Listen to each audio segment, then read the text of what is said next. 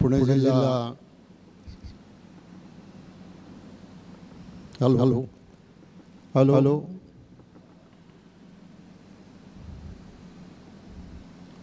राष्ट्रवादी काँग्रेस पक्षातर्फे आयोजित या जनसंवाद कार्यक्रमाच्या निमित्तानं व्यासपीठावर उपस्थित असलेले पुणे जिल्हा राष्ट्रवादी काँग्रेसचे अध्यक्ष माननीय राजेंद्रजी कोरेकर, आपल्या विभागाचे माजी खासदार आणि माडाचे पुण्याचे अध्यक्ष माननीय शिवाजीराव पाटील, आंबेगाव शिरूर विधानसभा मतदारसंघाचे राष्ट्रवादी काँग्रेस पक्षाचे अध्यक्ष मानसिंगराव पाचनकर, स्वप्नील डंडेरे, सुभाषराव मोरे, विष्णू काका, सभापती कैलासराव, शिवाजीराव डोळे, मनसरचे उपनगराध्यक्ष लक्ष्मण थोरात, ज्येष्ठ नेते माऊली गावडे, त्याचबरोबर महिला अध्यक्ष शिंदेताई, शिरूरचे अध्यक्ष महिला अध्यक्ष,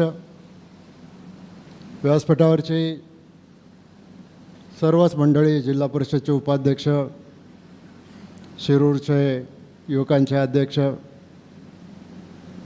आमचे जुन्नरमधून असलेले तांबेसाहेब, प्रकाशराव घोलप आपले कार्याध्यक्ष, सचिन भोर, अजय घुले, समोरही अनेक मान्यवर आहेत, जिल्हा परिषद सदस्य आहेत, नगरसेवक आहेत आणि पक्षाचे अनेक पदाधिकारी आहेत. खरं तर आजचा हा कार्यक्रम या पद्धतीने घ्यायचं हे अचानक ठरवण्यात आलं, नाहीतर कालच मी सोशल मीडियाच्या माध्यमातून प्रेसला निमंत्रण धाडलं होतं की 2 वाजता मी आज पत्रकार परिषद म्हणण्यापेक्षा वार्तालाप, पत्रकारांच्या बरोबर वार्तालाप घेत. परंतु मला काही सहकारी मित्रांचा फोन आला. त्यांनी सांगितलं, ठीक आहे, तुम्ही पत्रकारांशी जर बोलणारच आहात तर कार्यकर्त्यांनाही बोलवा.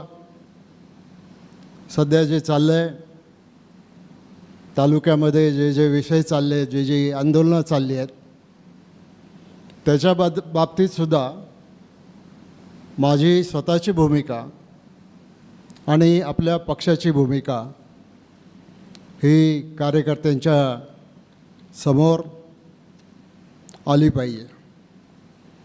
आणि म्हणून मग त्या पत्रकारांच्या वार्तालापाचं रूपांतर आपण या आजच्या मेळाव्यामध्ये या ठिकाणी केलेलं आहे. खरं तर मी आधी पत्रकार मित्रांना सांगू इच्छितो की आज मी तुम्हाला ज्या कारणाकरता बोलवलं होतं तर त्या काही नवीन मंजूर झालेल्या कामांच्या संदर्भात मला आपल्याला माहिती द्यायची होती. परंतु मध्यंतरी काही घटना घडल्या आणि मग त्याच्यामध्ये बरंचसं राजकारण, बरंचसं रामायण, बरंचसं महाभारत या तालुक्यामध्ये घडलेलं आहे. संशयाची सुई माझ्याकडं वळवण्यात आलेली आहे आणि अशी संशयाची सुई माझ्याकडे आल्याच्या नंतर मला असं वाटलं की निदान मला माझ्या कार्यकर्त्यांना तरी या संदर्भातली वस्तुस्थिती त्या ठिकाणी सांगितली पाहिजे. आता त्या सगळ्या विषयामध्ये जाण्याच्या आधी माझं गेल्या काही दिवसातलं कॅलेंडर मी तुमच्यासमोर सांगणार आहे. मी 28 जूनला मंचरला होतो. तुम्हाला सगळ्यांना भेटून मुंबईला गेलो. 29 आणि 30 जूनला मी दिल्लीला गेलो होतो. साखर कारखान्यांच्या आणि शेतकऱ्यांच्या काही प्रश्नाच्या संदर्भामध्ये सहकार विभागामध्ये जाऊन चर्चा केली की जी अडचण आज फक्त भीमाशंकर कारखाना नव्हे तर महाराष्ट्रातल्या सगळ्या कारखानदारीच्या समोर जी अडचण उभी राहिलेली आहे, एक तर अल निनोचं संकट आहे. पाऊस अवेळी पडणार आहे. पाऊस अवेळी पडला किंवा कदाचित जी IMD आपली आहे किंवा इंटरनॅशनल काही वेबसाईट्स आहेत हवामान देणाऱ्या, windy.com नावाची एक वेबसाईट आहे. त्याच्यामध्ये जगातली ती वेबसाईट आहे.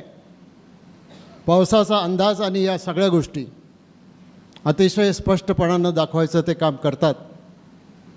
परवा आदिवासी भागात मी गेलो होतो. मी सहज सांगितलं. आदिवासी भागातला एक तरुण कार्यकर्ता पुढे आला. म्हटलं, साहेब मी रोज तीच वेबसाईट बघतो. आणि काय निलेश तुम्ही होता त्यावेळेला तिथं, मला वाटतं डॉक्टर साबळे पण होते. आणि मी पण अंदाज घेत असतो. माननीय मुख्यमंत्र्यांनी मागच्याच अधिवेशनमध्ये सांगितलं, सभागृहात सांगितलं की येणारं वर्ष हे जे आहे ते या अल निनोमुळे हे वर्ष अडचणीचं राहणार आहे. 2 दिवस जरी पाऊस झाला, धरणं जरी भरली, काही अंशानं भरली. आपलं डिंबे धरण 6% होतं, आज ते 49% गेलेलं आहे. अजून 50% धरण आहे भरायचं. पण उद्याच्या काही दिवसामध्ये पाऊस थोडीशी ओढ देणार आहे. आणि हा प्रश्न फक्त आपल्या तालुक्यापुरता नाही, महाराष्ट्रापुरता नाही, तर याचा एक गहरा सामना आपल्याला सगळ्यांना शेतकऱ्याला करायला लागणार आहे. आणि अशी परिस्थिती असताना काही धोरणांच्यामुळं आज मागच्या सीझनमध्ये साखर कारखाने जे 160 दिवस चालायला पाहिजे होते ते 100 दिवससुद्धा चालू शकले नाही. ऊसाचं गाळप करता येणार नाही. अंडर कपॅसिटी राहिले. कर्मचाऱ्यांना घरी बसून पगार द्यायला लागला. साखरेला भाव मिळत नव्हता.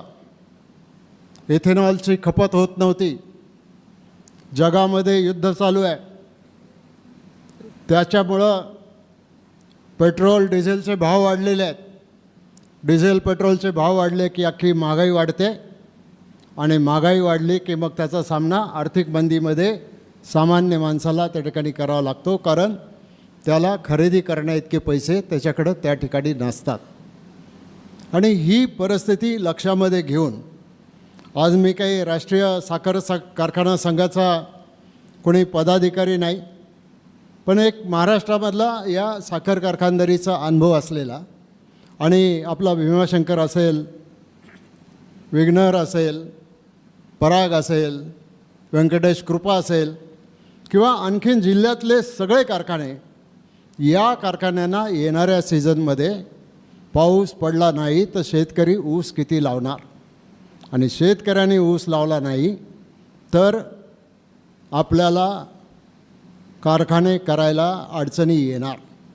पण कारखाने सुरू करायला अडचणी याच्यासाठी येणार कारण गेल्या वर्षी महाराष्ट्रातल्या जवळजवळ सर्वच साखर कारखान्यांची बॅलन्स शीट ही तोट्यामध्ये गेलेली आहे. त्यामुळं कारखाना सुरू करायला मग टोळ्या भरण्याच्यासाठी ॲडव्हान्स द्यावा लागतो, बाकीचं काम करावं लागतं. त्याच्यासाठी कारखान्यांच्याकडे पैसा नाही. FRP तर सगळ्या कारखान्यांनी दिलेलीच आहे, परंतु अनेक कारखाने असे आहेत की ते अजूनही FRP देऊ शकलेले नाहीत. आणि म्हणून हे साखर कारखानदारीवरचं जे संकट आहे शेतकऱ्यावरचं संकट आहे. कारण शेवटी दुष्काळी परिस्थिती निर्माण झाली, तुम्हाला ऊसाचंही उत्पादन मिळणार नाही, तुम्हाला आणखीन दुसरी काही पिकं घ्यायची असली तर त्याचंही उत्पादन मिळणार नाही. आणि म्हणून ही बाब केंद्र सरकारच्या लक्षामध्ये आणून देण्याच्या दृष्टिकोनातून मी 2 दिवस दिल्लीला थांबलो. ज्यांच्याशी बोलायचं त्यांच्याशी बोललो. त्याच्या आधी एक मिटिंग झाली होती दिल्लीला. राज्याचे मुख्यमंत्री होते, दोन्ही उपमुख्यमंत्री होते, डझनभर मंत्री होते, मी होतो. आणि त्याच्यामध्ये काही निर्णय करण्याच्या संदर्भामध्ये केंद्र सरकारने मान्य केलेलं होतं. परंतु त्याच्यामधले काही निर्णय जरी झालेले असले तरीसुद्धा अजून बरेच निर्णय बाकी आहेत. आणि माझ्यासारख्याची तर भीती ही आहे की येणाऱ्या सीझनमध्ये राज्यातले 50% साखर कारखाने कदाचित सुरूच होऊ शकणार नाही, केवळ आर्थिक अडचणीमुळं. आणि म्हणून मी दिल्लीला गेलो होतो. 1 आणि 2 तारखेला मी शिरूरला होतो. राजेंद्रजी मार्केट कमिटीच्या निवडणुकीचा आपण प्रचार करत होतो. अधिवेशन चालू होतं, परंतु तुमचा आदेश आला. पक्षाचा आदेश पाळण्यासाठी मग इथं आलो. 2 तारखेला मी मुंबईला जायला निघालो आणि मला मेसेज आला की निवडणूक स्थगित केलेली आहे कोर्टाने. मी 2 तारखेला महाराष्ट्राच्या विधानसभेमध्ये गेलो. तिथं कामकाजामध्ये भाग पण घेतला आणि रात्री पंढरपूरला गेलो. पंढरपूरला मनसरकरांनी बांधलेल्या भक्त निवासचं उद्घाटन उपमुख्यमंत्री सुनेत्राताई पवार यांच्या हस्ते त्या ठिकाणी झालं. आणि मग त्याच्यानंतर ते उद्घाटन करून मी परत मनसरला आलो आणि अवसरी इंजिनिअरिंग कॉलेजला आपल्याच एकलऱ्याच्या अमेरिकेमध्ये राहणारी एक शिंदे फॅमिली आहे, त्या शिंदे फॅमिलीचे सगळे मेंबर्स इथं आलेले होते. सगळेच्या सगळे मेंबर्स हे अमेरिकेमध्ये स्थायिक आहेत. त्यांच्या मुलींनी आणि पत्नींनी भरतनाट्यमचा कार्यक्रम या ठिकाणी ठेवला होता आणि भरतनाट्यमच्या अंतर्गत अरंगनेत्रम हे नृत्य त्या एका लहानशा बालिकेने 3 तास त्या ठिकाणी सादर केलं. तिचं कौतुक केलं. आणि बाहेर आल्यानंतर काही पत्रकार मला भेटले. त्यांनी मला सांगितलं की असं असं चाललेलं आहे, अशा अशा धाडी पडत आहेत. मी सांगितलं ठीक आहे, धाडी पडत आहेत. जे अन्न आणि प्रशासन विभागाचं काम आहे ते त्यांनी जरूर करावं आणि ते करत असताना त्याच्यामध्ये कोणी दोषी जरी असलं तरी त्याला आम्ही पाठीशी घालणार नाही. ही माझी 5 जुलैची बाईट, टी व्हीला दिलेली बाईट आहे. DK तुम्ही काही प्रश्न विचारले होते, बाकीच्या मित्रांनी काही प्रश्न विचारलेले होते आणि त्याच दिवशी मी माझी भूमिका व्यक्त करून पुण्याला गेलो. 6 तारखेला खंडाळा घाटामध्ये दरड कोसळली होती.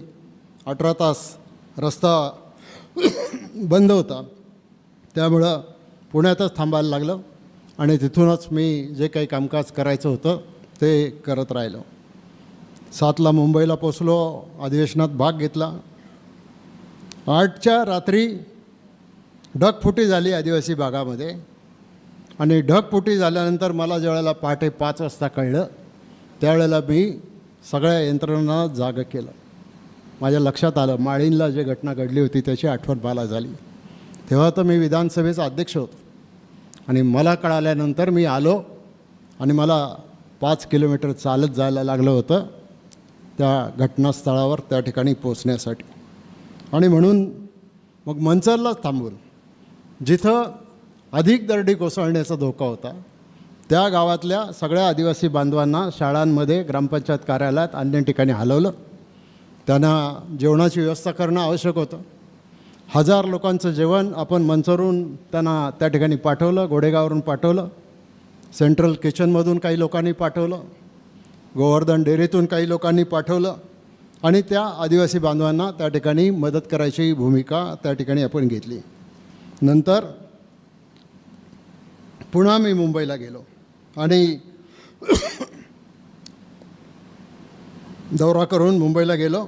10 तारखेला दिवसभर विधानसभा आटपून, कारण तो शेवटचा दिवस होता विधानसभेचा, मी साताऱ्याला गेलो. साताऱ्याला पोचलो. काल रयत शिक्षण संस्थेची बैठक होती साताऱ्याला. सकाळी 11 वाजेपासून तर 3 वाजेपर्यंत बैठक चालली. तिथून पुण्याला आलो. पुण्यावरून 5:30 वाजल्यापासून तर रात्री 9 वाजेपर्यंत वसंतदादा शुगर इन्स्टिट्यूटची बैठक साखर संकुलमध्ये मी घेतली. आणि आज सकाळी पुण्यावरून निघून मी आज तुमच्या सगळ्यांच्या समोर उभा आहे. हा सगळा कार्यक्रम तुम्हाला सांगायची भूमिका एवढीच आहे, कारण अनेक लोक विचारतात की या दुधाच्या संदर्भामध्ये जी कारवाई झाली त्याच्यामध्ये सभागृहामध्ये चर्चा झाली, मग आमचे आमदार दिलीप वळसे पाटील का बोलले नाहीत? त्यांना कदाचित माहीत नसेल, मंगळवार दिनांक 7 तारखेला विधानसभेमध्ये या विषयाची चर्चा आमदार योगेश टिळेकर यांनी केलेली. मी काही विधान परिषदेचा सदस्य नाही, त्यामुळं मी विधान परिषदेत जाऊन तिथं चर्चेत भाग घेऊ शकत नाही. आणि दुसरं, विधानसभेमध्ये सुरेश धस आणि जितेंद्र आव्हाड यांनी अंतिम आठवडा जो प्रस्ताव असतो त्या आठवड्यावर त्याच्यामध्ये त्यांनी चर्चा केली. आणि त्या दिवशी मी आपल्या आदिवासी भागामध्ये त्या सगळ्या ज्या घटना घडलेल्या आहेत त्याची पाहणी करण्यासाठी मी इथं आलेलो होतो. आणि म्हणून तो दौरा पूर्ण आपण केला. आणि नुसताच दौरा म्हणजे मी पर्यटनासाठी नव्हतो गेलो. मी वर्षा पर्यटनाला काही काही लोक जातात, रील काढतात आणि कैवारी म्हणून त्या ठिकाणी स्वतःला म्हणून घेतात. माझी काही हरकत नाही. पण गेल्या काही दिवसामध्ये मला आज तुम्हाला पत्रकारांना जी माहिती द्यायची होती की आज आदिवासी भागामधली 4 ते 5 ठिकाणं अशी आहेत की ज्याच्यामध्ये माळींची पसारवाडी, पंचाळे खुर्द आणि बेंडारवाडी, आणखीन कुठलं, काळवाडी, या 4 ठिकाणच्या लोकांना दुसऱ्या ठिकाणी स्थलांतरित करण्याची आवश्यकता आहे. बऱ्याच दिवसापासून आमचा तो प्रयत्न चालू होता.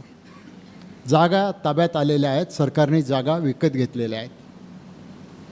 त्याच्यासाठी सुद्धा आपण पैसे उपलब्ध करून दिले. आता जागा सपाटीकरण करायला काही पैसे पाहिजे होते. ते पैशाचा प्रस्ताव जिल्हाधिकाऱ्यांच्याकडे गेला होता.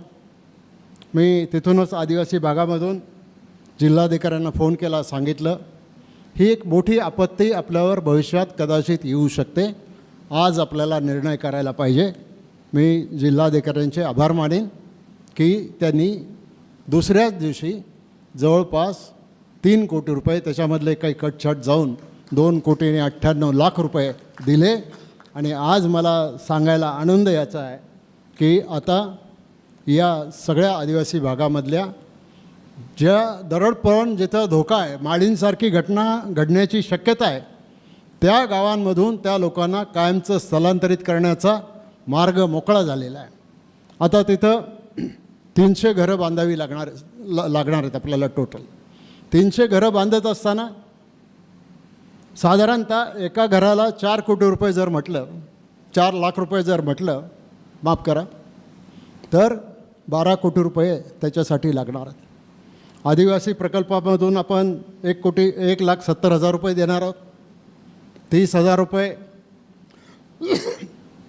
मूळ घरमालकाने द्यायचे आणि उरलेले त्याच्यामध्ये हे 2 लाख रुपये असे जमा झाल्याच्या नंतर 2 लाख रुपये आपल्याला CSRच्या माध्यमातून गोळा करावे लागणार.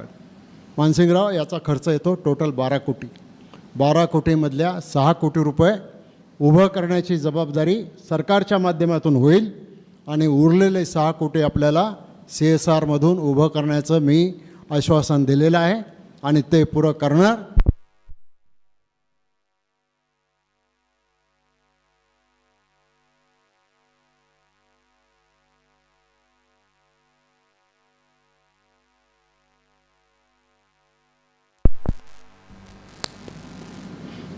तर ते आपण पूर्ण करणार. दिवाळी झाल्यानंतर हे सपाटीकरणाचं काम सुरू होईल. PWDच्या अधिकाऱ्यांना टेंडर फ्लोट करायला सांगितलेलं आहे आणि एकदा ते टेंडर फ्लोट झालं, कॉन्ट्रॅक्टर फायनल झाले, पावसाळा संपला की या सगळ्या गावांचं कायमस्वरूपी पुनर्वसनाचं काम त्या ठिकाणी पूर्ण होईल. प्रत्येकाला स्वतंत्र चांगलं घर, टॉयलेट, बाथरूमसह हे त्या ठिकाणी जसं आपण माळींचं पुनर्वसन केलं तसं देण्याच्या संदर्भातली ही भूमिका आहे. त्याच्यानंतर आणखीन एक निर्णय झाला. मी खूप वेळेला अभिमानानं सांगितलं, लोकांना ते बरं वाटत नाही, काही लोकांना असते पोटदुखी. मनसरचं आपलं जे अवसरी खुर्दचं जे आपलं गव्हर्मेंट इंजिनिअरिंग कॉलेज आहे, त्या गव्हर्मेंट इंजिनिअरिंग कॉलेजला मागच्या काही दिवसामध्ये, म्हणजे माझ्या या प्रवासाच्या काळात मी सगळ्याच फ्रंटवर फोनवरून लढत असतो, मला मोर्चा काढायची गरज नाही पडत. आणि म्हणून या आपल्या अवसरीच्या इंजिनिअरिंग कॉलेजमध्ये आता मास्टर इन इंजिनिअरिंग BEचा कोर्स तर आहेच, आता MEचा पण कोर्स सुरू झालेला आहे आणि कुठल्याही IITच्या बरोबर आपल्या अवसरीचं मान उंचावलेली आहे. गेल्या वर्षीचा कट ऑफ मी पाहिला अवसरीचा मार्काचा, तर अवसरीलासुद्धा आता 95% खालच्या विद्यार्थ्यांना प्रवेश मिळत नाही. म्हणजे दर्जा असल्याशिवाय मुलं अवसरीला येणारच नाहीत. आणि म्हणून हा एक नवीन कोर्स आपल्या अवसरीला आपण सुरू केलेला आहे. उद्याच्या येत्या AICTEनी मान्यता दिली, पुणे युनिव्हर्सिटीनी मान्यता दिली, मंत्रालयाने मान्यता दिली, सगळ्यांनी मान्यता दिली. आता फक्त तो अभ्यासक्रम त्या ठिकाणी सुरू करायचं आहे. हीच गोड बातमी मला तुम्हाला पत्रकारांना आज सांगायची होती. त्याच्यासाठी तुम्हाला मी खरं तर निमंत्रित केलं होतं. नाहीतर आणि त्याचबरोबर मागच्याच वेळेला मी तुम्हाला सांगितलं की घोडेगावपासून मनसर आणि मनसरपासून बेला हा एक नवीन रस्ता या वर्षाच्या सप्लिमेंटरी बजेट पुरवणी अर्थसंकल्प जो आहे त्या पुरवणी अर्थसंकल्पामध्ये या रस्त्याला 470 कोटी रुपयाची तरतूद करण्यात आलेली आहे. आणि हा रस्ता आता थेट घोडेगावपासून म्हणजे शिंदेवाडीपासून मनसरला येईल, मनसरहून आपलं चांडोली मार्गे पुढं बेल्यापर्यंत त्या ठिकाणी जाईल. 5.5 मीटर रुंदीचा हा रस्ता, 470 कोटी रुपयाचा रस्ता ADB बँकेच्या माध्यमातून राज्य सरकार जे कर्ज घेणार आहे त्याच्यामध्ये राज्यामध्ये जे रस्ते मंजूर झाले त्याच्यामध्ये आपला हा आंबेगावचा रस्ता त्या ठिकाणी मंजूर झालेला आहे. मागच्या वेळेला मी माझ्या पत्रकार मित्रांना सांगितलं, तुम्हाला सगळी डिटेल माहिती दिली की आपलं मनसरचं जे उपजिल्हा रुग्णालय आहे त्याचं आता आपण श्रेणीवर्धन केलं. आणि श्रेणीवर्धन केल्याच्या नंतर आपण 256 जागांना आता राज्य सरकारने म्हणजे पदांना राज्य सरकारने मंजुरी दिलेली आहे. त्याच्यामध्ये 15-20 तर डॉक्टर्स असतील, कदाचित सिव्हिल सर्जनच्या ग्रेडचा एखादा ऑफिसर हा आपल्याला मनसरसाठी या ठिकाणी उपलब्ध होणार आहे. आणि बऱ्याच लोकांना हे सारखं रुग्णालयाबद्दल बोललेलं आवडत नाही. 2005ला आपण स्थापना केली याची, 30 खाटांचं हॉस्पिटल होतं. 2012ला आपण ते 100 खाटांमध्ये रूपांतरित केलं. जुलै 2021ला 200 खाटांच्या श्रेणीवर्धनाला मान्यता दिली. 22मध्ये सामान्य रुग्णालय व निवासस्थानाच्या प्रशासकीय मान्यता मिळाल्या. 23मध्ये डॉक्टरांची निवासस्थानं ही मंजूर झाली. आणि 2026मध्ये आता 259 नवीन पद राज्य सरकारने मंजूर केलेली आहेत. आता बाकीच्या सगळ्या गोष्टी मी तुम्हाला या ठिकाणी या बाबतीत सांगत बसत नाही. परंतु जसं मनसरला मंजुरी मिळाली तसंच रांजणीलासुद्धा जी पदं आपल्याला भरतायत, तिथं कामकाज व्यवस्थित पद्धतीने करता येत नव्हतं, तिथल्यासुद्धा या गोष्टीसाठी आपल्याला मंजुरी त्या ठिकाणी मिळालेली आहे. आणि लवकरच त्याच्या संदर्भामध्ये आपण पुढे जाणार आहोत. मला पुन्हा एकदा एवढंच सांगायचं आहे की ज्या दिवशी मी दौरा केला त्या दिवशी साधारणपणाने 9 गावांमध्ये मी त्या ठिकाणी गेलो. सगळ्या यंत्रणांना त्या ठिकाणी सूचना दिल्या. जिथं जिथं रस्ते बंद होते तिथं तिथं खाजगी JCB पाठवून पोकलँड पाठवून 24 तासाच्या आत नाही पण 12 तासाच्या आतमध्ये ते रस्ते खुलं करण्याचं काम या तालुक्यातल्या प्रशासकीय यंत्रणांनी केलं. आणि त्याच्यामुळं या बाकीच्या ज्या सुविधा आपल्याला पुरवायला पाहिजे होत्या त्या सगळ्या सुविधा आपण त्या ठिकाणी पूर्ण करायचं काम आपण त्या ठिकाणी केलं. परंतु काही लोकांचं काय असतं की ते काही ना काहीतरी त्यांना पाहिजे असतं. झालं, विधानसभेची निवडणूक झाली, जिल्हा परिषदची निवडणूक झाली. जिल्हा परिषदच्या निवडणुकीत जो कौल मिळाला आपल्याला आंबेगावमध्ये पण आणि शिरूरमध्ये, त्याच्यावर बराच काळ हे लोक शांत होते. परंतु शेवटी संधी शोधणारे काही लोक असतात, संधीचा फायदा घेणारे लोक काही असतात. काही घटना या ठिकाणी घडली आणि ह्या घटना घडल्याच्या नंतर घटना काय आहे की दुधामध्ये भेसळ आहे आणि या भेसळयुक्त दुधामुळं जर लहान मुलांच्या नागरिकांच्या जीवाला जर त्या ठिकाणी धोका जर त्या ठिकाणी काही अपाय होत असेल आणि कॅन्सर होत असेल तर अशा प्रकारच्या कुठल्याही भेसळीचं मी समर्थन करू शकत नाही, त्याला मी पाठीशी घालू शकत नाही, मग कोणी जरी असला तरी.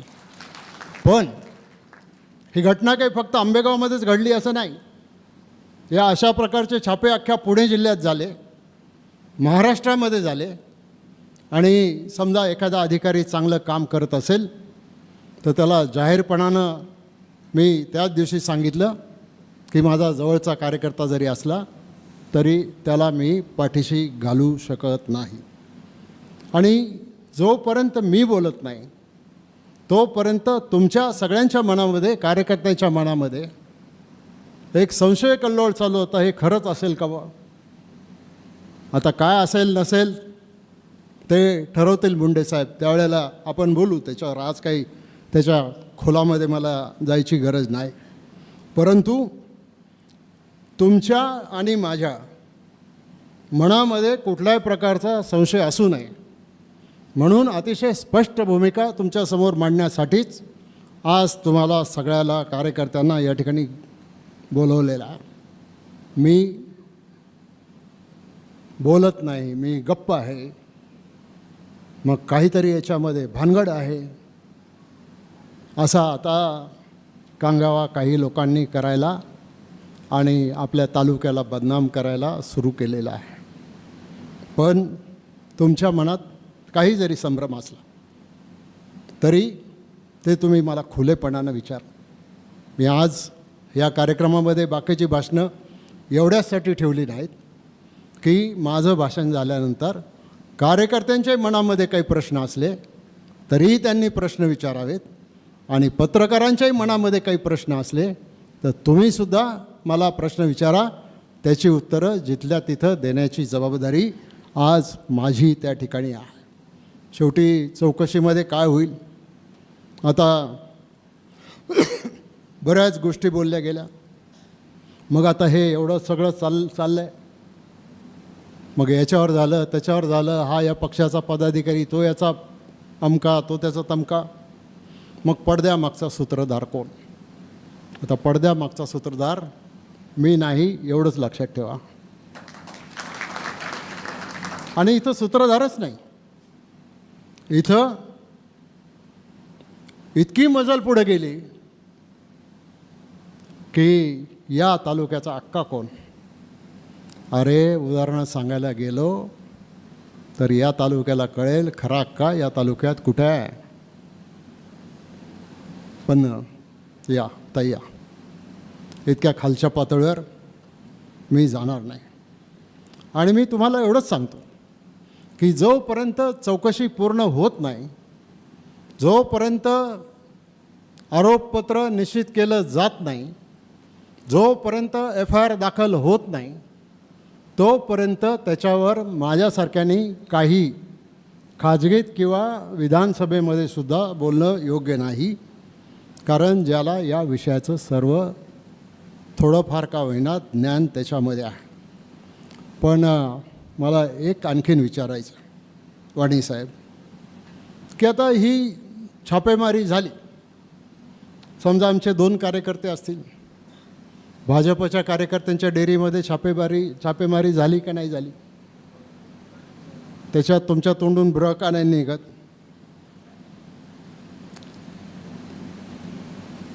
तर काकांच्याबद्दल बरंच बोललं गेलं. ठीक आहे, काकांनी सांगितलं माझा पुतण्या आहे, तो पुतण्याने काय केलं मला माहिती नाही. ठीक आहे, ते आता त्यांच्यावर कारवाई झाली, पोलिसांनी अटक केली, ते जेलमध्ये आहेत. त्याला काय आम्ही अडवायला गेलो नाही की तुम्ही यांना सोडा का आणखीन काय करा का काय करा वगैरे वगैरे. आणि म्हणून हे सगळं त्या ठिकाणी चाललं आहे. आणि हा भेसळीचा विषय जो आहे ना, हा इतका लहान विषय नाही आहे.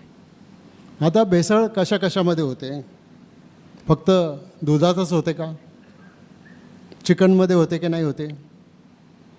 जे वारकरी नाहीत त्यांनी उत्तर द्या, हो नाही तर नाही, काहीतरी सांगा.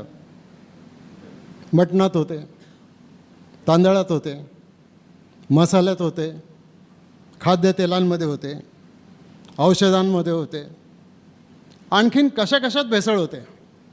सगळ्यात मोठी भेसळ तर विचाराच्या तुमच्या डोक्यात जी भेसळ झाली ना, ती खरी भेसळ आहे.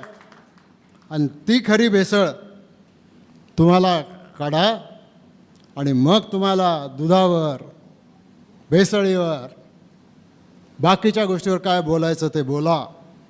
पण हा विषय तुम्ही शेतकऱ्यांच्या हितासाठी काढला का दिलीप वळसे पाटलांच्या विरुद्ध काही राजकारण कट कारस्थान करण्यासाठी काढलेलं? ठीक आहे, तुमचं तुम्हाला लखलाभ हो, मला त्याचं काही म्हणणं नाही. आणि म्हणून मी तुम्हाला माझा सगळा कार्यक्रम सांगितला. माझा जो विचार आहे, आपला सगळ्यांचा जो विचार आहे, हा शाहू फुले आंबेडकरांचा, छत्रपती शिवाजी महाराजांचा विचार घेऊन आपण पुढं चाललेलो आहोत.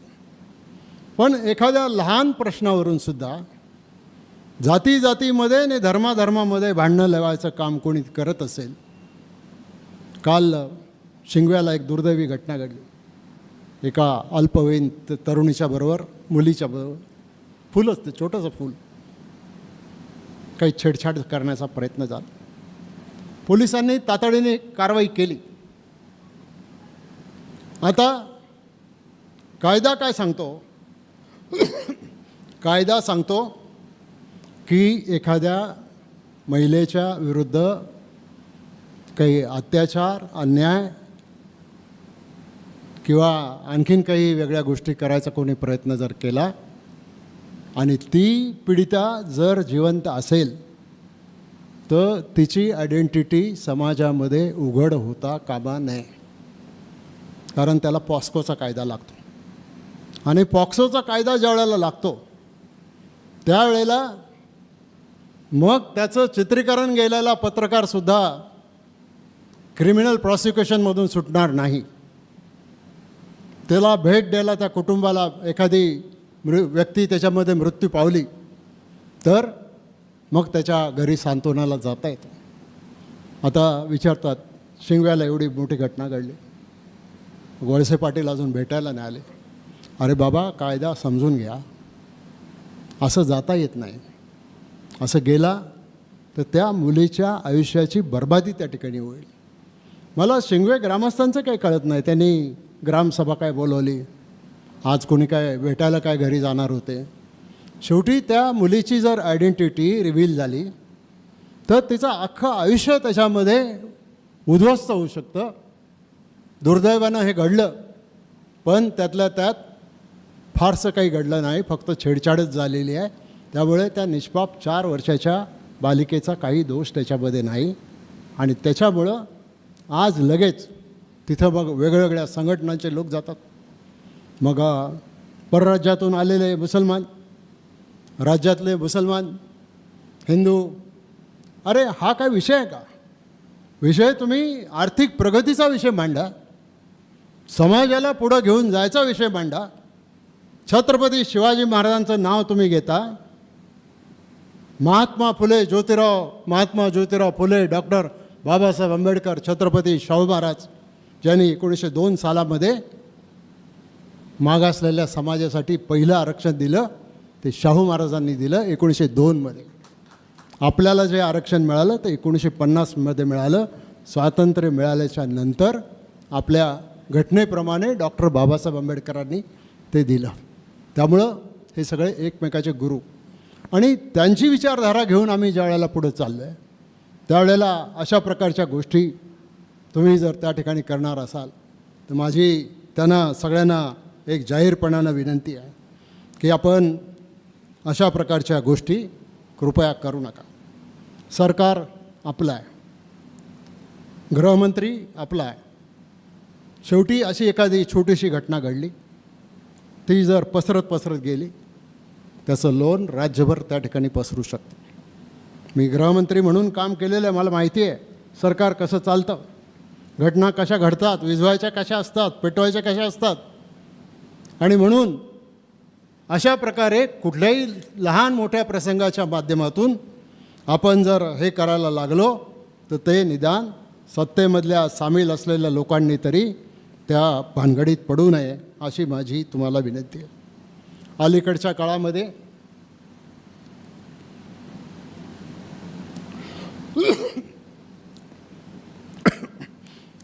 काळामध्ये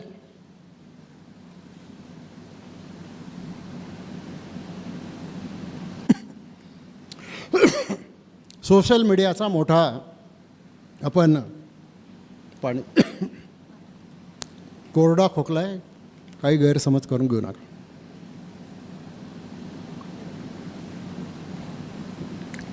फेक अकाउंट काढून बदनामी करायचं काम मोठ्या प्रमाणामध्ये सुरू झालेलं आहे. माझी सगळ्यांना विनंती आहे की तुम्ही फेक अकाउंटवरून बदनामी करण्यापेक्षा ज्याला कोणाला करायची ना त्यांनी स्वतःच्या अकाउंटवरून करा. आणि स्वतःच्या अकाउंटवरून बदनामी केल्याच्या नंतर आगे होत आहे क्या ते फक्त तुम्ही बघत राहा. पण तेवढी हिंमत तुमच्यामध्ये नाही.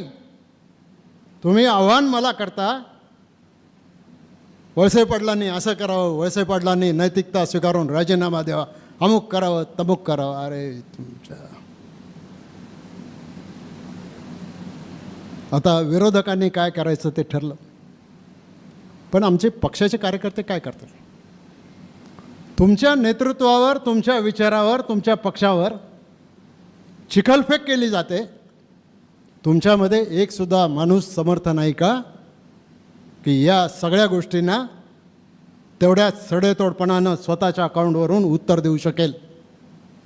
आणि तुमच्यात हिंमत नसेल तर तुम्ही सांगा की आम्ही राष्ट्रवादीचे कार्यकर्ते असलो तरी आम्ही फक्त कामापुरतेच कार्यकर्ते आहोत आणि बाकीच्या कुठल्या गोष्टी आम्ही अंगाला लावून घेणार नाही. चुकीच्या गोष्टीचं समर्थन करा असं मी कधीच सांगणार नाही, पण ज्या गोष्टी आहेत ज्या चुकीच्या पद्धतीनं त्या ठिकाणी मांडलं जात आहे आणि मग केवळ आपला कार्यक्रम विकासाचा कार्यक्रम आहे आणि विकासाच्या बाजूने आणि सत्याच्या बाजूने लढायचं काम आपल्याला ज्या वेळेला करायचं आहे त्यावेळेला मग आपल्याला त्याच गोष्टीतून लढावं लागेल. सगळ्या पदाधिकाऱ्यांना, सगळ्या कार्यकर्त्यांना मी वॉच करत असतो, कोणाकोणाचं काय चाललं आहे, कोण कोण काय काय करतं आहे. तुम्हाला पक्षावर होणारे हल्ले परतून लावताच आले पाहिजेत.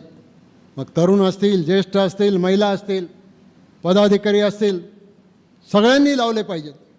अरे आम्ही कुठेही असलो तर घारीसारखं आमचं लक्ष तिथंच असतं. परवा केंदूरला त्याच पावसात एक घटना घडली. ठाकर समाजाची 35 कुटुंबं राहतात. 35 कुटुंबावर त्या ठिकाणी त्यांचं एक घर पडलं. जर मोठी आपत्ती झाली असती तर लगेच तिथं काहीतरी भयंकर घडलं असतं. मी फोन केला, विचारलं तहसीलदारला, प्रांतांना विचारलं. प्रांतांनी सांगितलं ते पुनर्वसन करायचं ठरलं आहे, पण ते मोजणी होत नाही. मोजणीच्या अधिकाऱ्याला सांगितलं उद्या संध्याकाळपर्यंत मोजणी करून उद्या संध्याकाळपर्यंत मला पत्राची प्रत मिळाली पाहिजे, आणि ती पत्राची प्रत मला दुसऱ्या दिवशी संध्याकाळी मिळाली. आज केंदूरच्या सुद्धा लोकांचा त्या ठिकाणी घरांचा प्रश्न मार्गी लागलेला आहे. आमचे केंदूरचे कार्यकर्ते नाही सरसावले तिथं पुढे, आमचे 42 गावातले कार्यकर्ते नाही सरसावले पुढे. आदिवासी भागातल्या प्रवीण पारधींनी मला फोन केला की त्या ठिकाणी या ठाकर समाजाचे लोक आहेत, त्यांना मदत करण्याची गरज आहे. मग मी पदाधिकाऱ्यांना फोन केला आणि पदाधिकाऱ्यांना सांगितलं त्यांना स्थलांतरित करा, त्यांची जेवणाची व्यवस्था करा. आणि जेवणाची व्यवस्था केल्याच्यानंतर 2 दिवस त्यांना ठेवल्याच्यानंतर मग ते पुन्हा त्या ठिकाणी आपापल्या कुटुंबामध्ये गेले.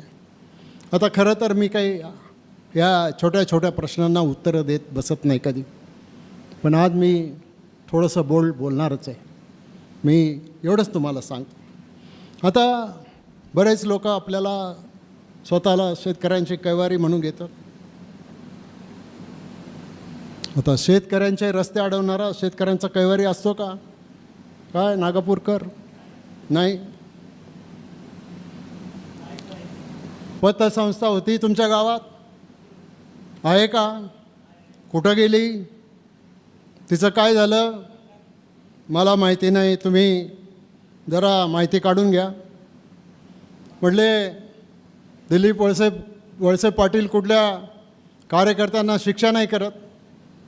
बरोबर आहे, मी कधी कधी कार्यकर्त्यांना सांभाळून घेतो, मग ते कुठलंही प्रकरण असो, मुरुम चोरीचा असो नाही तर आणखीन कशाचा असो, पण त्याला शेवटी दंड होतोच ना. झालाच ना, 25 लाख रुपये दंड झाला, दंड भरला. आज परत नाक वर करून बोलायची, खरं तर 75 लाख होता, पण गयावया करून तो झाला. आता हे बसा बसा बसा पाईपलाईन अडवली, सगळं मला माहिती आहे, लोकांनाच माहिती नाही. फक्त थापलिंगच्या देवस्थानचा हिशोब कधी आपल्याला मिळाला? नाही मिळाला, तो द्या आम्हाला. आता आमचे सहकारी समजा काका चुकले असतील किंवा आणखीन दुसरे कोणी काही चुकले असतील, निदान आमचे सहकारी डान्स बार तर चालवणारे नाहीत. त्याला बंदी आहे ना महाराष्ट्रात. आणि मग महाराष्ट्रामध्ये त्याला बंदी असताना आपण जर त्या पनवेलच्या डान्स बारमध्ये तुम्हाला तुमच्या सहकाऱ्यांना त्या ठिकाणी घेऊन जाणार असेल तर मला माहिती नाही, जाऊ दे. आता ते काही एवढा माझ्या दृष्टीने महत्त्वाचा विषय नाही. आणि काही घटना घडल्या त्याच्यावर मी आता जात नाही. आणि म्हणून मी आपल्याला एवढंच सांगतो की आपल्या कोणाच्याही गावामध्ये जर कुठलाही परप्रांतीय आला तर त्या परप्रांतीयाला आपण जमिनी विकायच्या नाही. आपण परप्रांतीयांनी जमिनी खरेदी केल्या म्हणून त्यांना दोष देण्याच्यापेक्षा विकणारा तर आमचा कोण परप्रांतीय नाही ना, विकणारा आमचाच आहे. आणि मग तो आमचाच विकणारा ज्या वेळेला तिथं असेल आणि मग त्याच्याबद्दल तुम्ही तक्रार करणार असेल, शिंगव्याच्या घटनेमध्ये ती दुकानची जागा कोणी दिली? ती दुसऱ्या राज्यातला नव्हता, त्यांनी नाही ट्रान्सफर केली, आमच्या शिंगव्याच्याच कोणीतरी जागा त्याला दिली. त्याने आणखी तिथं जमीन पण घेतली, त्याचं धाडस वाढत चाललं. आणि हे फक्त एकाच गावात नाही, हे सगळ्या गावामध्ये घडतं आहे. मेंगडेवाडीमध्ये पण घडतं आहे, बाकीच्या गावामध्ये पण घडतं आहे, सगळ्या गावामध्ये त्या ठिकाणी घडतं आहे. आणि म्हणून ते बाकीचे जे विषय आहेत, भेसळीचं दूध कोण घेतं आहे ते FDAचे लोक ठरवतील, आपल्यासमोर येईल तेव्हा आपण त्याच्यावर बोलू. मध्ये दिल्लीला मीटिंग झाली अमित शहा साहेबांच्याबरोबर कांद्याच्या प्रश्नाबाबत आणि ऊसाच्या प्रश्नाबाबत. अफवा काय पसरवली माहिती आहे? तुमच्या आमदारांना बाहेरच बसवलं, आत पण नाही येऊन दिलं मीटिंगमध्ये. आता मीटिंगमध्ये काय काय घडलं ते लोक सांगतील. आज आरोपी हे वळसे पाटलांचे कार्यकर्ते असेल. माझा एखादा कार्यकर्ता चुकीचं वागला याचा अर्थ त्याच्या त्या कृतीमध्ये मी सहभागी आहे असा अर्थ काढायचं काही कारण नाही. कोणी चुकीचा वागला त्याला कायद्याने जी शिक्षा होणार असेल ते होणारच आणि त्याच्यासाठी मी कुठल्याही प्रकारची सवलत त्याला द्यायचा नाही आहे. आणि मग तुम्हाला डोंगर बुडवायचं आहे का आणखीन काय बुडवायचं आहे हे तुमचं तुम्ही ठरवा. आणि म्हणून लोकप्रतिनिधी विधानमंडळात बोलले नाही म्हणून मी जाहीर निषेध करतो. अरे बाबा ठीक आहे, तुमचा निषेध मी स्वीकारतो, पण त्या दिवशी मी आदिवासी भागातल्या लोकांचं जीव वाचवण्यासाठी या भागामध्ये फिरत होतो, त्याच्यामध्ये कृती केली, त्याच्यामध्ये ह्या सगळ्या गोष्टी झाल्या आणि मग तर ते सगळं होय. आता काय काय गोष्टी त्या ठिकाणी सांगतात. आता दुसरा एक विषय आहे. एक दिवशी महाराष्ट्राच्या मंडळामध्ये एक विषय चर्चेला आला.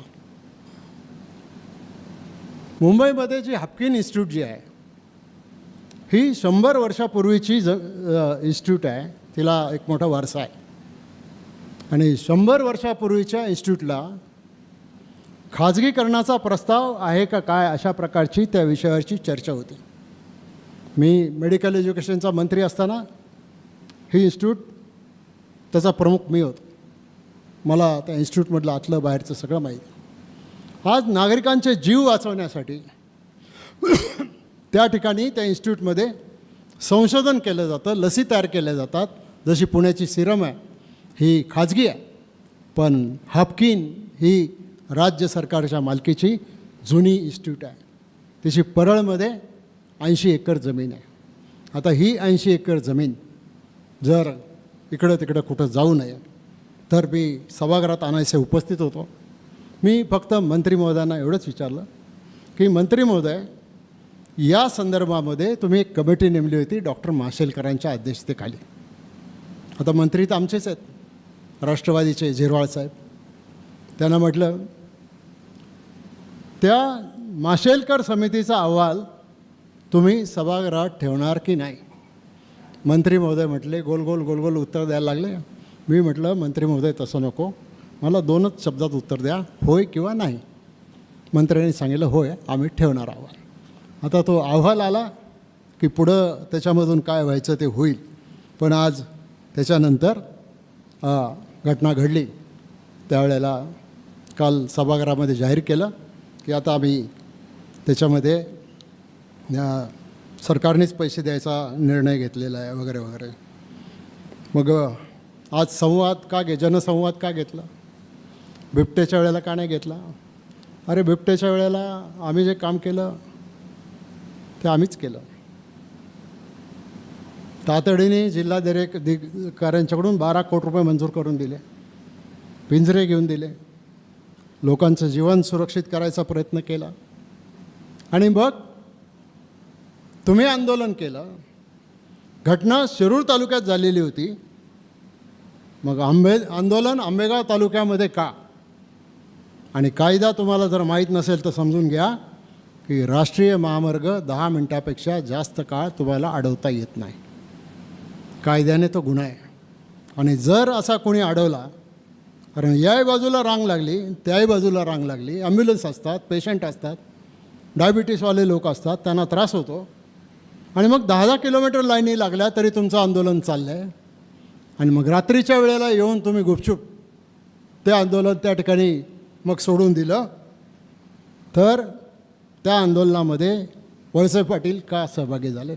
अरे मी सत्तारूढ पक्षाचा माणूस आहे, मी पक्षाचा एक जबाबदार कार्यकर्ता आहे, मी राष्ट्रीय कार्यकारिणीचा सदस्य आहे, मी पक्षाच्या कोर कमिटीचा मेंबर आहे, निर्णय घेणाऱ्यांपैकी आम्ही आहोत. सरकारमध्ये मुख्यमंत्र्यांना आर्थिक सल्ला देणारी जी कमिटी आहे मित्रा नावाची, त्या कमिटीचा मी उपाध्यक्ष आहे. कर्जमाफीचा प्रस्ताव तिथूनच पुढे गेला, मग तो कॅबिनेटमध्ये गेला आणि मग तो त्या ठिकाणी लागू झाला.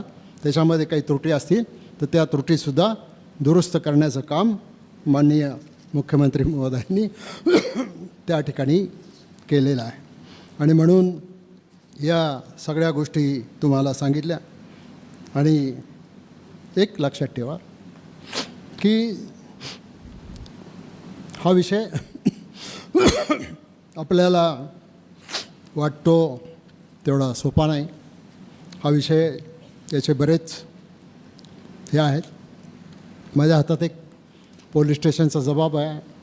सुदर्शन पाटील उपविभागीय अधिकारी खेड विभाग कोणीतरी दिलेला आहे की हा माझा पुतण्याच नाही, तो वेगळाच राहतो, त्याचं घरच वेगळं आहे वगैरे वगैरे. विष्णू काका, तुमचा पुतण्या आहे तिथं तुमच्या शेजारी राहतो, तुम्हाला तो माझा पुतण्या नाही असं म्हणायचं काही कारण तुमचं आहे म्हणायचं. माझा पुतण्या आहे, तो काय करतो त्याच्याशी मी सहमत नाही.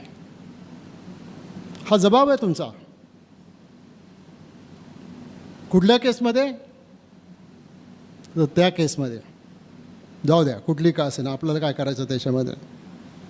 आता बरेच बहादर दुसरे पण सरसावले पुढे, त्यांनी पण बऱ्याच गोष्टी मांडायचा प्रयत्न केला आणि त्याच्यामध्ये कात्रज डेअरीत एकाच कुटुंबाची 30 वर्ष वगैरे वगैरे. काही माणसं जे अक्का अक्का म्हणतात, त्यांनी मला एक सांगावं की या तालुक्यामधल्या आदिवासींच्या संपादन केलेल्या जमिनी पुनर्वसनासाठी घेऊन करोडो रुपये कमवणारे अक्का या तालुक्यात कोण आहेत?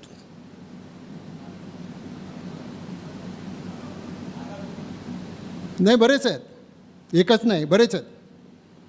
तर तेही तुम्ही जरा समजून घ्या. दूध उत्पादनामध्ये घट झालेली आहे. मी बरं झालं त्यांना ते कळलं लवकर याचा परिणाम काय होणार. तर माझा मोबाईल फोन देता का?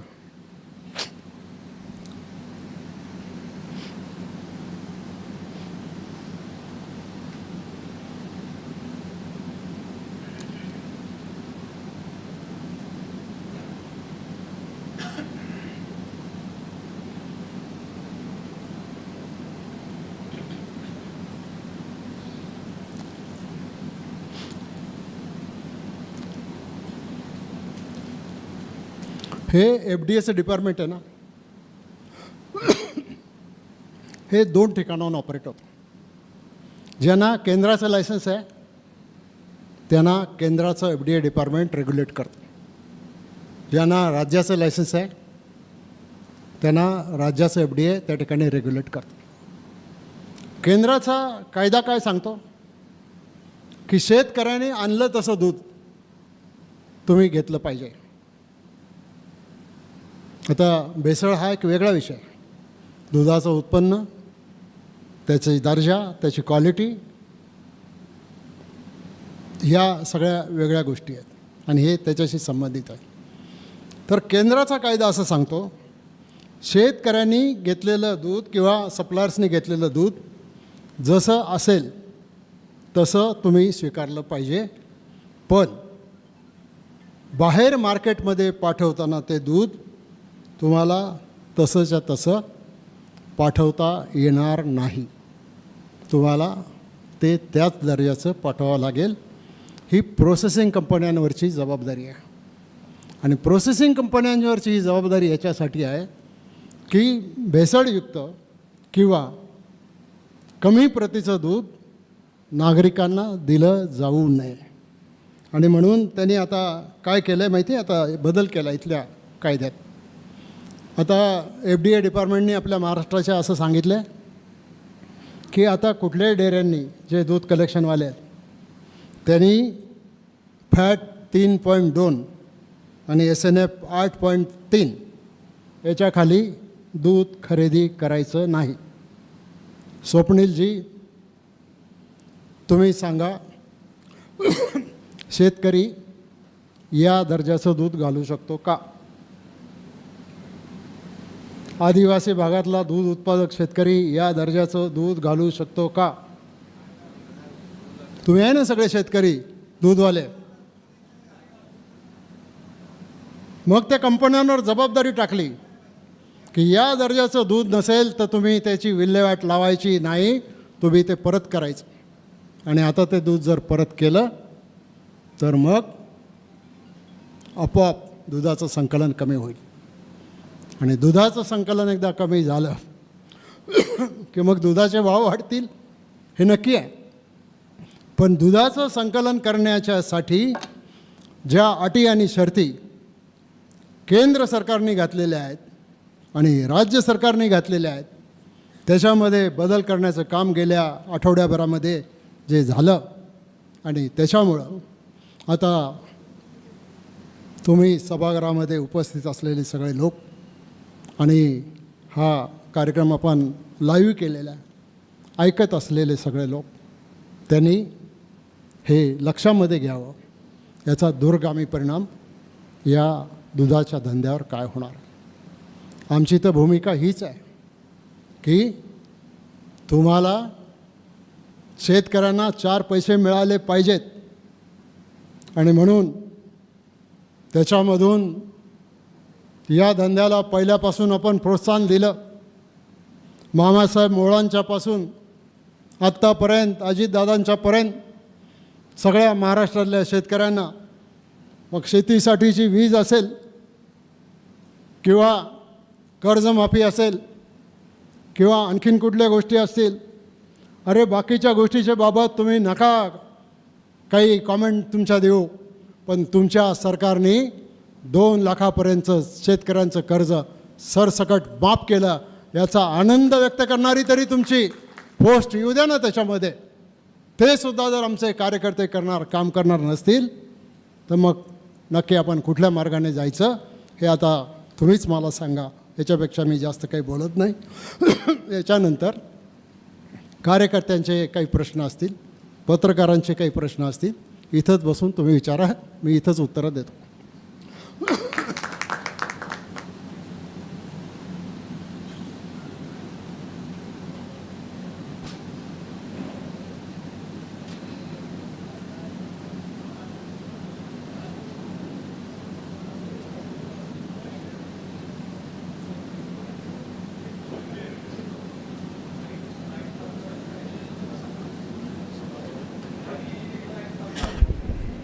कार्यकर्त्यांना कोणाला काही विचारायचं का? हां विचारा, माईक घ्या.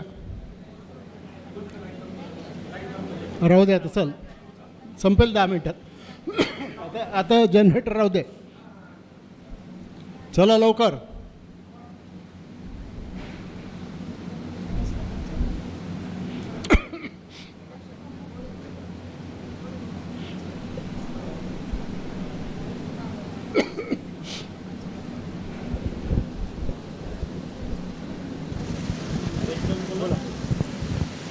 माझे नाव कल्याण महादू शिंदे, माजी सरपंच अवसरी खुर्द, आणि माझासुद्धा एक व्यवसाय आहे, 26 गायांचा दुग्ध व्यवसाय आहे.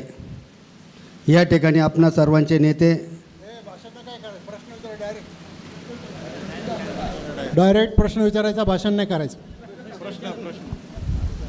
काय आज या ठिकाणी प्रश्न असला तर विचारायचा, नसला तर नाही म्हणायचं. आज या ठिकाणी अनेक प्रश्नांवर साहेबांनी आपल्याला काही मार्गदर्शन केलं, उत्तर दिलं.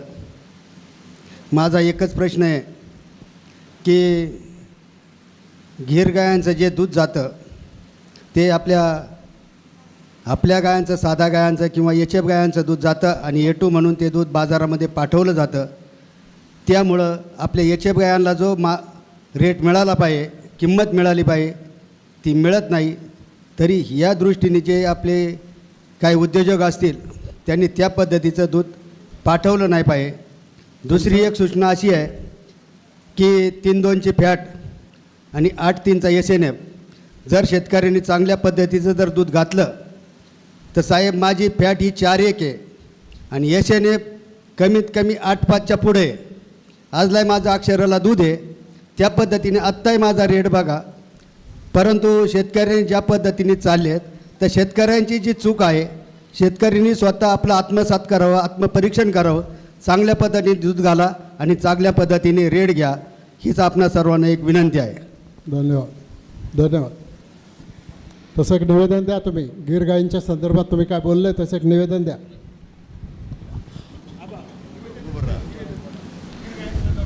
मी संजय पोळे, मी ते आंदोलन थोडंसं पाहिलं, जाऊ द्या. त्याच्यामध्ये फक्त काय हा प्रश्न आंदोलनाबद्दल मला बोलायचं नाही, काकांना प्रश्न आहे आंदोलनाबद्दल बोलायचं नाही. नाही, फक्त हे बेसळी त्याच्यात एक 4-5 चेहरे सेटलमेंटवाले आहेत. चला नेक्स्ट. तर संजय काका काही फोन वगैरे आला का? संजय बसा. नाही ते प्रश्न नाही विचारायचे, रिलेव्हंट प्रश्न विचारायचे फक्त. साहेब 8-3 आणि 3-2 अनेक जनावरांची क्वालिटी अशी लागत नाही. माझंही दूध आहे. अनेक जनावरांमध्ये ना 3-2 आणि 8-3 SMA बसत नाही. आता जर दूध स्वीकारणार नाही तर शेतकऱ्यांनी हे दूध काय करायचं? कारण अनेक जनावरं 25% जनावरांची अशीच परिस्थिती आहे की त्यांची क्वालिटी दुधाची ती बसत नाही. आणि कात्रजचे चेअरमन आमच्या श्रीराम डेअरीमध्ये आले होते, त्यावेळी पण आमची चर्चा झाली होती. आता त्याने राजीनामा दिले, आता ते नाहीत चेअरमन. आता ते खेड तालुक्यात आहे चेअरमन पद, तिकडे जाऊ.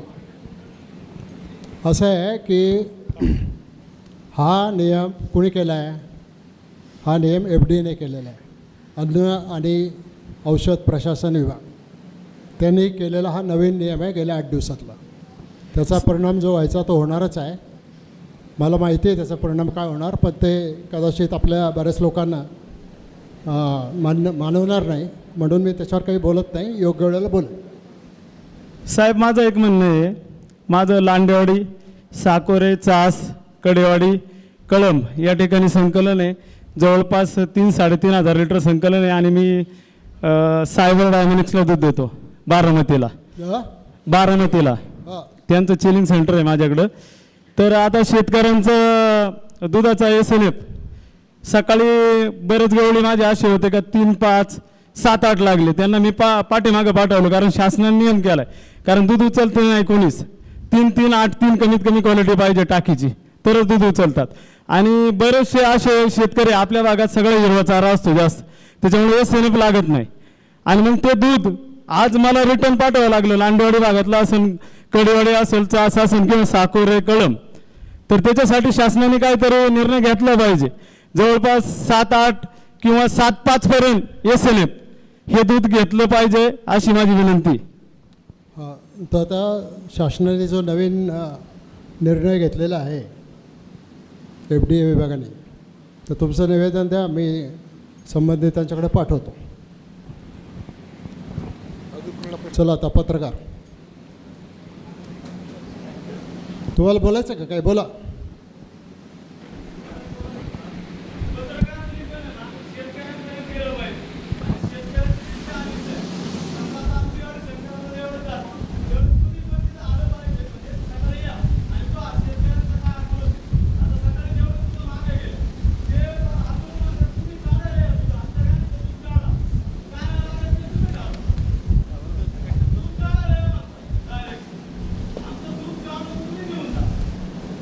पण ते आंदोलनवाल्यांना द्या ना तुम्ही हे दूध.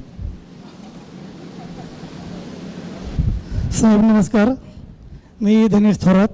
माझा बंधू या ठिकाणी दुग्ध व्यवसाय करतात. जवळपास 50 ते 100 लिटरच्या मध्ये आमचं रोजचं दूध असतं. आणि जे गुन्हेगार आहेत श्रीराम डेअरीचे, त्यांना आता सध्या अटक झालेली आहे. आणि आमचं दुधाचं पेमेंट हे 15 दिवसाची सायकल आहे. आता जवळपास आमचं ह्या 15 दिवसाचं प्लस पुढं 8 दिवसाचं, म्हणजे जवळपास 20 ते 25 दिवसाचे दुधाचे पैसे त्यांच्याकडे अडकलेले आहे. त्याच्यामध्ये आमच्या वस्तीवरची कमीत कमी 5 ते 6 जण आम्ही एकत्रच दूध घालतो. कमीत कमी 4 ते 5 लाख रुपये आमचे अडकलेत. आणि आम्हाला हे सगळं जनावरांना खाद्य किंवा ते डॉक्टर वगैरे करताना आता ते अडचण येणार आहे. हे पेमेंटच्या बाबतीत काय निर्णय घेता येईल तो आम्हाला तुम्ही सांगावा. याच्या संदर्भात, दुधाच्या संदर्भात कोणाच्या काही जरी अडचणी असल्या तरी तुम्ही त्या माझ्या पूजनच्या ऑफिसमध्ये द्या. तिथं निवेदनं तुमची ते एकत्रीकरण करून परत आपल्याला त्याच्यावर संबंधिताशी बोलून काही निर्णय करता येईल. तुमच्या सगळ्यांच्या माहितीसाठी सांगतो, उद्यापासून 8 दिवस मी आपल्यासाठी उपलब्ध नाही आहे. त्यामुळं 8 दिवस कोणी मला काय मेसेज पाठवायचा पाठवा, पण फोन करू नका. साहेब नमस्कार. खरं तर आंबेगाव तालुक्याला अभ्यासू आणि खरंच चांगलं नेतृत्व लाभलेलं आहे. पण एक तरुण युवती अध्यक्षा म्हणून असं मी आज सर्वांच्या समोर सांगू इच्छिते की तुम्ही भाषणात मगाशी म्हटल्याप्रमाणे आमच्यातही तेवढी धमक आहे. जर आमच्या साहेबांवरती कुणी बोलत असेल किंवा सोशल मीडियावर देखील आम्ही बघतो, जर कुणी वाईट कमेंट करत असेल तर आमचंही मन होतं त्यांना प्रत्युत्तर देण्याचं. कारण आमचे साहेब स्वच्छ प्रतिमेचे आहेत, परंतु आमच्यासारख्या तरुण कार्यकर्त्यांचा आवाज दाबला जातो. तर फक्त तुम्ही आमच्याकडे लक्ष द्यावं एवढीच मी पूर्वताईंच्या वतीने मोनिका अरुण थोरात, चांडवली बुद्रुकची युवती अध्यक्ष तुम्हाला विनंती करते. धन्यवाद. धन्यवाद. धन्यवाद. पुढच्या वेळेला आल्यावर या भेटायला मला. आणि हां, दुसरं एक की उद्याच्या 22 तारखेला आपले नेते स्वर्गीय अजितदादा यांचा जन्मदिवस आहे. आपण पूर्वी जन्मदिवस साजरा करायचो, आता आपल्याला जयंती साजरी करावी लागणार आहे. तर या जयंतीच्या निमित्ताने तालुक्यात तर कार्यक्रम घ्यायचेच आहेत, पण 24 तारखेला पुणे जिल्हा बँकेच्या माध्यमातून पुण्याच्या गणेश कला क्रीडा केंद्रामध्ये एक शेतकरी मेळाव्याचं आयोजन केलेलं आहे.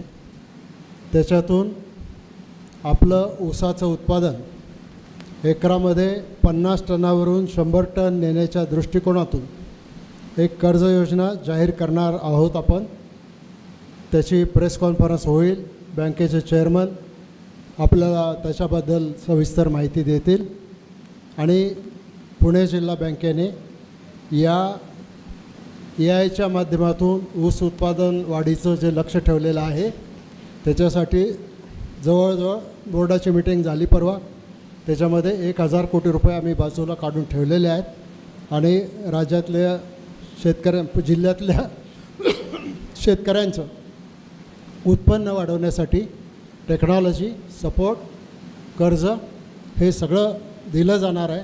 आपल्या तालुक्यातून सगळे सोसायट्यांचे चेअरमन, सगळे सदस्य, सगळे पक्षाचे पदाधिकारी, सगळे संस्थांचे पदाधिकारी, पुणे जिल्ह्यातून सगळे लोक येणार आहेत. आपणसुद्धा दादांच्या जयंतीच्या निमित्त त्यांच्या नावाने सुरू होणाऱ्या या योजनेसाठी उपस्थित राहावं अशी माझी तुम्हाला विनंती आहे.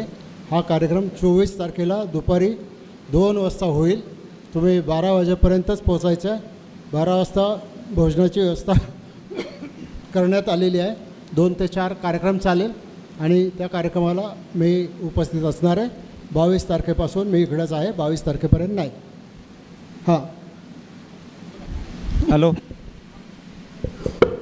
माझे नाव दत्तात्रय विठ्ठलराव मेंगडे, गाव मेंगडेवाडी. माझी छोटीशी तक्रार आहे. कृषी उत्पन्न बाजार समिती मंचर या ठिकाणी आम्ही विषयाच्या संदर्भात बोला. दुसरं शेतमालाचं आहे. दुसरं नाही, विषयाच्या संदर्भात.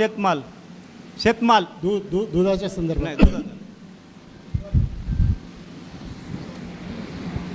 ते आपण एक मेळावा घेऊ वेगळा, नंतर मी आलो. दादा भेटायला आम्हाला. मेंगडेवाडी काय लांब आहे का, जवळ आहे? हां, चला पत्रकार. नाही तर उठून सांगा आमचं समाधान झालं म्हणून. साहेब नमस्कार, माझं नाव सुरेश वाणी. मी विष्णू हिंगे यांना फोन केला होता की सुशांत हिंगे आपले कोण. ते म्हणाले माझी भाऊकी आहे. तर ते म्हणाले असते माझे पुतणी आहे तर तो विषय पुढे रन झाला नसता. दुसरी गोष्ट, अवसरी बुद्रुकला ओढ्यामध्ये जो काय फेस जात होता साहेब त्याची चौकशी होईल का? धन्यवाद. असं आहे की मी माझ्या भाषणातच सांगितलं, काकांनी स्पष्ट सांगायला पाहिजे होतं. कारण शेवटी काय आपले बरेच भाऊ असतात, ते काय काय करतात, कसं कसं करतात आपल्याला माहिती आहे. मग आपल्याला सांगायला लागतं. मग ते काकांच्याकडून झाली चूक, मी दिलगिरी व्यक्त करतो. पण बाकीचं जे असेल पर्यावरण विभागाचा विषय आहे तो त्याची चौकशी करू आपण आणि आवश्यक त्या उपाययोजना करू.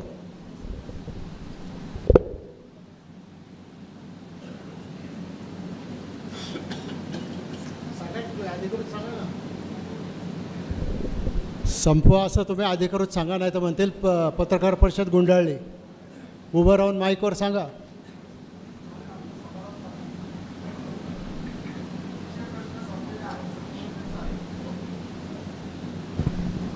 आमचे प्रश्न संपले आहेत म्हटलं, संपवलं तरी चालेल, काही हरकत नाही. धन्यवाद. धन्यवाद. तुम्हाला सगळ्यांना मनापासून शुभेच्छा. उद्यापासून तयारीला लागा. आता बसा सरपंच, बसा. अरे आता पत्रकार झालं, तुम्हाला नाही बोलता यायचं. प्रश्न नाही आहे, पण इथं सगळे जे आहेत ना ते आपल्या नेते, एकच मिनिट फक्त बोलणार आहे मी. आपला नेता आहे ना, तुमच्या जर घरी आला ना, तुमच्या बायका सुना आणि लेकींवरती वाईट नजर ठेवणार ना, एवढंच लक्षात ठेवा फक्त, बस. आणि कोण आहे ना त्यांना पण ते कळावं तुमच्या धन्यवाद माध्यमातून. धन्यवाद. चला, असं उगाच कमरेखाली वार करू नका.